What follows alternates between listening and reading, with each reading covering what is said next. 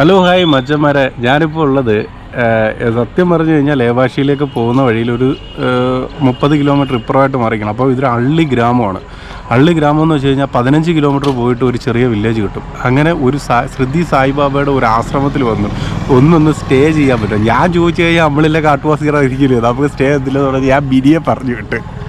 ബിരി എന്ന് ചോദിച്ചു കഴിഞ്ഞാൽ പറയാം, നിങ്ങൾ പുതിയ ആൾക്കാരാണ്, നമുക്കറിയില്ല, നിങ്ങൾ ബോംബ് വെച്ച് നശിപ്പിച്ചത്. കുറേ പേര് തൊഴാനൊക്കെ വരുന്നുണ്ട്. എൻ്റെ പൊന്ന് അങ്ങേരെങ്ങാണോ ഇത് അറിഞ്ഞു കഴിഞ്ഞ് ഇവരെയൊക്കെ ബോംബ് വെച്ച് കൊല്ലും. ഇല്ല, സത്യമൊന്നുമില്ല.